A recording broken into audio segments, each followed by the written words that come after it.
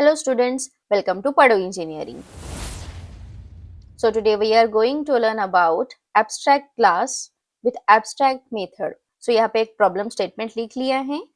Write a Java program to create an abstract class with an abstract method and extend it in a subclass that provide an implementation. So यहाँ पे हमें abstract class का तो use करना ही है, साथ साथ abstract method भी use करना है और सब क्लास कैसे एब्स्ट्रैक्ट क्लास को एक्सटेंड करता है वो भी हमें बताना है. सो स्टार्ट करते हैं. First of all we are going to create a abstract class, right. So यहाँ पे एक एब्स्ट्रैक्ट क्लास क्रिएट करते हैं व्हीकल नाम का.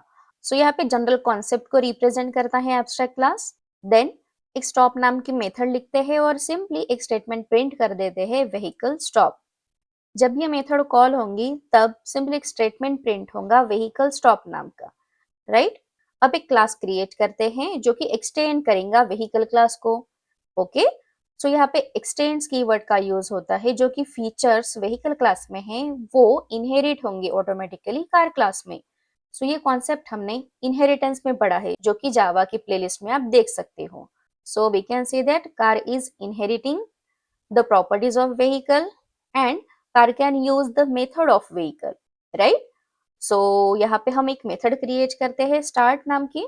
सो उसमें एक सिंपल स्टेटमेंट प्रिंट करेंगे कार स्टार्ट्स विथ की. सो यहाँ पे important thing is stop method comes from vehicle class and start method comes from car class. अब हम मेन क्लास क्रिएट करते हैं, उसमें मेन मेथड लिखते हैं. अब सिंपली कार क्लास का ऑब्जेक्ट क्रिएट करेंगे जो कि होगा C. Now we can access method of a car और जो भी मेथड्स इनहेरिट हुई है व्हीकल से वो हम एक्सेस कर सकते हैं, राइट. सो सिंपली लिखते हैं c dot stop. So this calls the stop method और c dot start car class की जो स्टार्ट मेथड है वो कॉल करेगा. अब सिंपली सेव करेंगे और करते हैं रन. सो रन करने के बाद देखिए आउटपुट सिंपली आएगा vehicle stop and car start with की. तो कुछ हाईलाइटेड पॉइंट्स हैं जो कि याद रखने बहुत जरूरी होते हैं, जैसे कि an abstract class cannot be instantiated. It can contain methods with or without a body. A subclass uses the keyword extends obviously. Subclass can access method of an abstract class. Yes, जो कि हमने अभी पढ़ा था. Abstract classes helps in a code reuse and abstraction. Obviously नाम में ही abstract है, so definitely abstraction का concept यहाँ पे use होता है.